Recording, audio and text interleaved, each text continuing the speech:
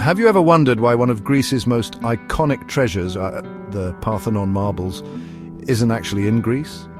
This is the mystery that has ignited debates, diplomatic tension and cultural controversy for more than 200 years.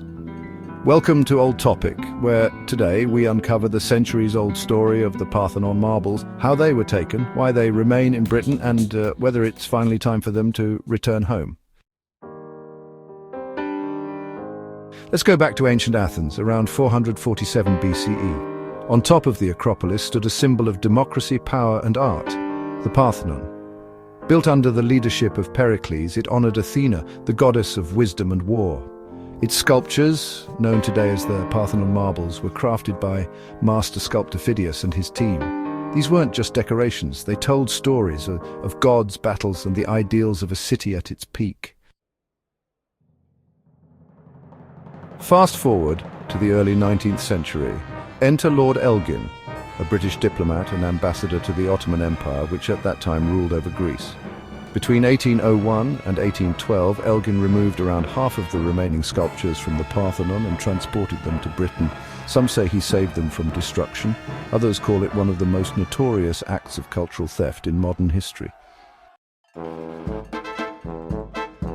But how did he do it? Elgin claimed he had permission from the Ottoman authorities, a firman or decree, to take the marbles. But here's the twist. The original document granting this permission has never been found. What survives is an Italian translation of a Turkish summary, not the actual firman. This ambiguity lies at the heart of the controversy.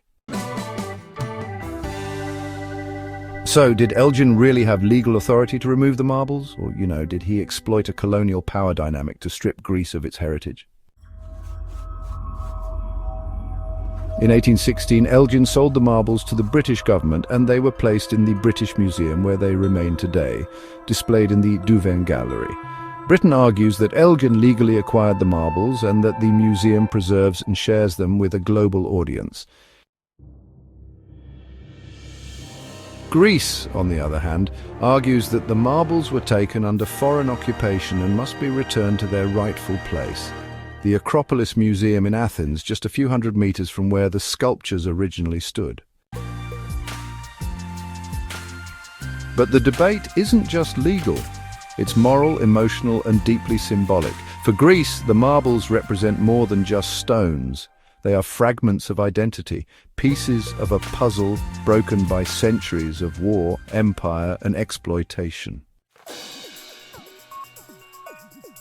Their absence from the Parthenon leaves visible gaps, a temple of democracy dismembered. The modern Acropolis Museum, opened in 2009, was built in part to silence one key argument, that Greece had no proper place to house the marbles. Its glass-walled top floor is aligned perfectly with the Parthenon, offering a symbolic and literal home for the sculptures to return to. So, what does the public think? Surveys show that a majority of British citizens believe the marbles should be returned. Even some British cultural figures and institutions have voiced support. But the British Museum insists the sculptures are a part of world heritage, best preserved under their care. But critics argue, isn't that just another way of saying we took them and we're not giving them back? The British Museum Act of 1963 legally prevents the museum from permanently removing objects from its collection, but, laws can be changed. The question is, should they be?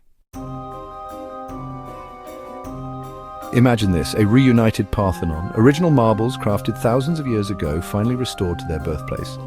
It would be a powerful gesture, not just of cultural repair, but of justice.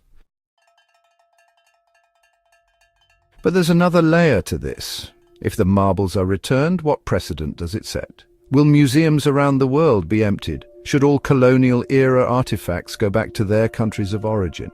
Or is the story of human culture, of migration, exchange, and even conflict, reflected in the very dispersion of these artifacts? There are no easy answers, just hard questions. Questions about history, ownership, and responsibility. So we return to where we began. Should the Parthenon marbles be returned to Greece? Should symbols of democracy be subject to possession? And if they remain where they are, what message does that send to the world? The marbles may be silent, but the debate speaks volumes. This has been Old Topic. If this story moved you, made you think, or challenged your view of history, share and subscribe for more mysteries from the past that still shape our future. Because sometimes the oldest topics are the ones we still haven't answered.